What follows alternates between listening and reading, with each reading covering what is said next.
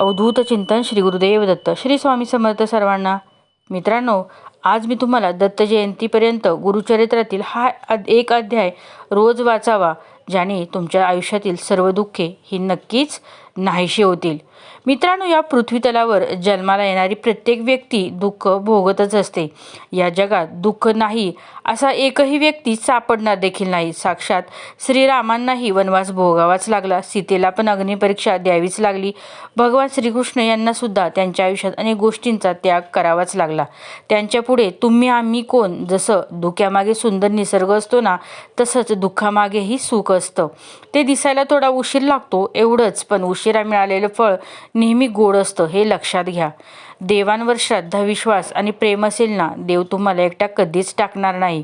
मार्गशीर्ष पौर्णिमेच्या दिवशी मृग नक्षत्रावर प्रदोषकाळी श्री गुरुदेव दत्तांचा जन्म झाला, म्हणून त्या दिवशी दत्तांचा जन्मोत्सव सर्व दत्त भाविक साजरा करतात. यावर्षी म्हणजे 2025 मध्ये 4 डिसेंबर गुरुवारी दत्त जयंती आहे. या दिवशी दत्तांची मनोभावे नामजपवादी उपासना केल्यास दत्त तत्वाचा अधिकाधिक लाभ मिळण्यास सहाय्य होतं. ब्रह्मा, विष्णू आणि महेश या त्रिदेवांचं स्थान सर्वोच्च परी आहे. या तिन्ही देवांचा अंशरूप म्हणजेच श्री भगवान गुरुदेव दत्त. मित्रांनो, मार्गशीर्ष महिन्याच्या पौर्णिमेला दत्तव्रत व दत्त दर्शन केल्याने भक्तांच्या सर्व मनोरथ पूर्ण होतात. पूर्वीच्या भूतलावर स्थूल व सूक्ष्म रूपात असुरी शक्ती मोठ्या प्रमाणात वाढल्या होत्या. त्यांना दैत्य म्हटलं जात असे. देवगणांनी त्या असुरी शक्तींना नष्ट करण्यासाठी केलेले प्रयत्न असफल झाले होते. तेव्हा ब्रह्मदेवांच्या आदेशानुसार वेगवेगळ्या ठिकाणी वेगवेगळ्या रूपात दत्त देवतेला अवतार घ्यावाच लागला. त्यानंतर दैत्य नष्ट झाले आणि तो दिवस म्हणजेच दत्त जयंती म्हणून साजरा केला जातो. मित्रांनो, दत्त जयंतीला दत्त तत्व हे पृथ्वीतलावर नेहमीच्या तुलनेत 1,00,000 पटीने कार्यरत असते. या दिवशी दत्तांची मनोभावे उपासना केल्यास दत्त तत्वाचा जास्तीत जास्त लाभ हा मिळत असतो आणि म्हणूनच आपल्याला दत्त जयंतीपर्यंत गुरुचरित्रातील हा एक अध्याय रोज वाचायचाच आहे. हा अध्याय वाचल्याने दत्तगुरूंचा तुम्हाला भरपूर आशीर्वाद देखील प्राप्त होईल.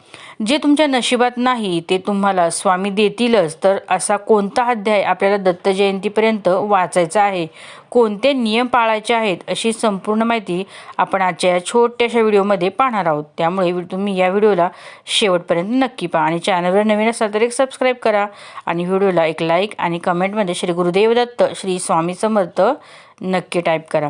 मित्रांनो, तुमच्या कुटुंबावर सदैव त्यांचा आशीर्वाद राहणार, तसेच स्वामींचा कृपा तुमच्यावर कायमस्वरूपी राहणार. तर पहा, व्यक्तीने जन्माला येऊन आयुष्यात एकदा तरी श्री गुरुचरित्र या पवित्र ग्रंथाचे पठण करावे. करण्याच्या पठणाने व्यक्तीच्या आयुष्यातील अशक्य गोष्ट देखील शक्य होते. ज्या आपण आपल्या संपूर्ण आयुष्यामध्ये आपण विचारसुद्धा केला नव्हता, की त्या कल्पनासुद्धा केला नाही, अशा गोष्टी आपल्या आयुष्यात उतरू लागतात. आपल्या सर्व इच्छा मनोकामना पूर्ण होतात. आपल्या जीवनातील सर्व अडचणी, दुःख, संकटे, गरिबी हे पूर्णतः नष्ट होते. परंतु प्रत्येकाला हे पठण करणे शक्य होत नाही. बऱ्याच वेळा आपल्याला घरातील कामे असतात, ऑफिसची कामे असतात, यामुळे आपल्याला या ग्रंथाचे पठण करणं शक्य होत नाही. गुरुचरित्र या पवित्र ग्रंथाचा पठण केल्याने जीवनातील अनेक अडचणी दूर होतात. या ग्रंथाचे पारायण केल्याने एखाद्या गंभीर संकटातून बाहेर पडण्याचा मार्ग सहज सापडतो, अशी मान्यता आहे. या ग्रंथाच्या वाचनाने कुठल्याही प्रकारचे आधी व्याधी, आजार याच्या वाचनाने नष्ट होते.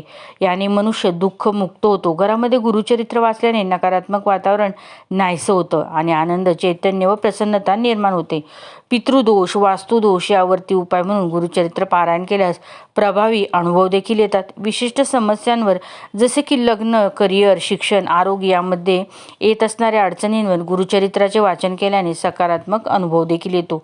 आपल्या कुंडलीतील ग्रहदोष, पितृदोष, प्रारब्ध दोष यावर गुरुचरित्र हा एक रामबाण उपाय असल्याचे सांगितलं जातं आणि म्हणूनच तुम्हाला शक्य असेल तर तुम्ही दत्त जयंतीपर्यंत गुरुचरित्र या ग्रंथाचे पठण अवश्य करा.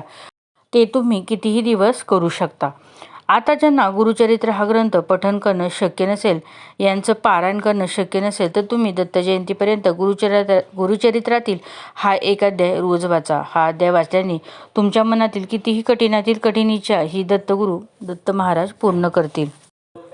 आपल्याला दत्त जयंतीपर्यंत गुरुचरित्रातील 9वा अध्याय जो आहे तर याचं तुम्हाला पठण करायचं आहे. गुरुचरित्राच्या या 9व्या अध्यायामध्ये सांगितलेलं आहे की जो पण व्यक्ती नित्यनेमाने या गुरुचरित्रातील 9व्या अध्यायाचं पठण करेल त्याच्या सर्व इच्छा मनोकामना ह्या पूर्ण होतील. या अध्ययनाच्या पठणाने जीवनातील सर्व अडचणी दूर होतात. जर तुमच्यासाठी जीवनामध्ये काही दुःख असेल, संकट असेल, तुमचं जीवन हे तुम्हालाच नकोसं झालेलं असेल तर तुम्ही नक्कीच दत्त जयंतीच्या निमित्ताने गुरुचरित्रातील हा एक अध्याय वाचा. हा अध्याय वाचल्याने तुम्हाला प्रत्येक कामात यश मिळेल. तुमच्या सर्व इच्छा मनोकामना पूर्ण होतील. हो, फक्त विश्वासाने आणि मनोभावाने तुम्हाला या ग्रंथातील 9व्या अध्यायाचे पठण करायचे आहे. आता तुम्ही सेवा कितीही दिवसाची करू शकता, अगदी 3 दिवसांची सुद्धा करू शकता. जर तुम्हाला 7 दिवसांची करायची असेल तर सांगितल्याप्रमाणे तुम्ही ती चालू केली पाहिजेत आणि तुम्हाला 3 दिवसांची ही सेवा करायची असेल तर 1 डिसेंबरपासून ही सेवा सुरू करायची आहे. तर मित्रांनो, ज्यांना गुरुचरित्रातील हा एक अध्याय वाचायचा आहे, ज्या दिवसापासून तुम्ही सुरुवात कराल त्या दिवशी तुम्हाला सकाळी लवकर उठायचे आहे, स्वच्छ स्नान करायचे आहे, स्वच्छ कपडे परिधान करायचे आहेत आणि आपल्या देवघरातील देवांची विधिवत पूजा अर्चा करून घ्यायची आहे.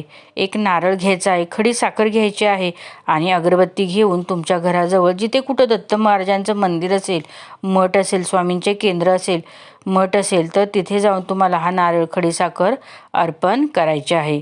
अगरबत्ती लावायची आहे आणि तुमची जी काही इच्छा असेल, जी काही अडचण असेल तर त्यासाठी तुम्ही ही सेवा करत आहात तर तुम्हाला व्यक्त करायची आहे आणि तुम्हाला घरी यायचं आहे.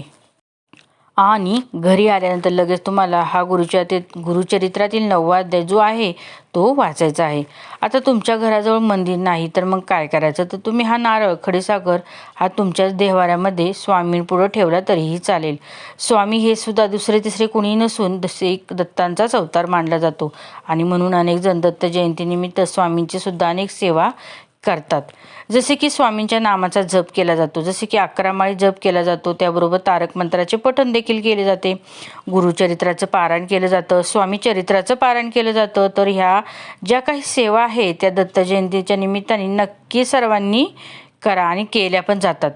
पुढचा नियम असा आहे की जर तुम्ही गुरुचरित्राचं पारायण करणार असाल किंवा एक अध्याय तुम्ही वाचणार असाल तर तुम्हाला कुणाच्याही घरचं अन्न जे आहे ते खायचं नाही किंवा बाहेर कुठेही हॉटेलमध्ये वगैरे अजिबात तुम्हाला खायचं नाही. म्हणजेच आपल्याला घरचं अन्न सोडून बाहेर कुठेही तुम्हाला काहीही खायचं नाही.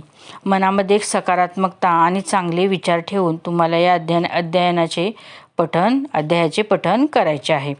आता तुम्हाला जर गुरुचरित्रातील हा एक अध्याय पठण करणं शक्यच नसेल, अगदी तुमच्याकडे वेळच नाही, जी शाळेत जाणारी मुलं असतात त्यांनाही या ग्रंथाचं पठण करायचं असतं परंतु त्यांना शक्य होत नाही किंवा तुम्ही ऑफिसला जाता, घरातील कामं आहेत, लहान मुलं आहेत, घरात वयस्कर लोक आहेत, अगदी हा एक अध्याय वाचायचा सुद्धा वेळ नाही, तर तुम्हाला दिगंबरा दिगंबरा श्रीपाद वल्लभ दिगंबरा या मंत्राचा जप करायचा आहे.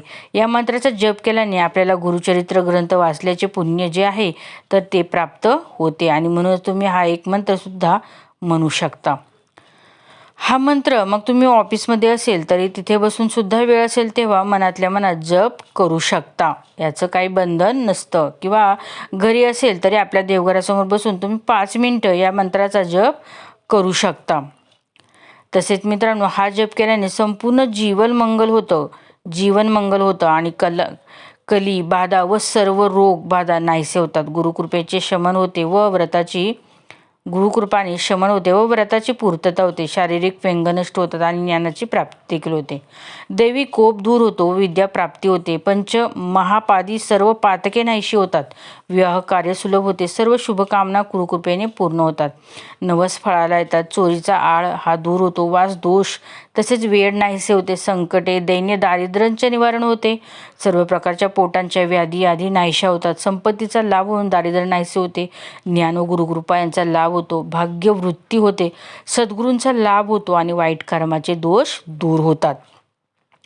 पतीवर येणारे विघ्न टळते, सद्गुरूंची प्राप्ती होऊन योग्य मार्ग सापडतो, श्रद्धेला चांगली फळं येतात. संपूर्ण ग्रंथ वाचल्याने फळ आपल्याला मिळतं. आणि म्हणून जर तुम्हाला गुरुचरित्राचं पारायण करणे शक्य नसेल तर तुम्ही गुरुचरित्रातील हा एक 9वा अध्याय वाचा. आणि 9वा अध्याय तुम्हाला वाचणं शक्य नसेल तर तुम्ही श्री गुरुदेव दत्तांच्या या मंत्राचा जप नक्कीच करा. दिगंबरा दिगंबरा श्रीपाद वल्लभ दिगंबरा. जो व्यक्ती दत्त जयंतीनिमित्त या मंत्राचा जप करतो त्या व्यक्तीच्या जीवनात संकटे अडचणी नावाला देखील उरणार नाहीत. तसेच मनातील प्रत्येक इच्छा मनोकामना पूर्ण होईल.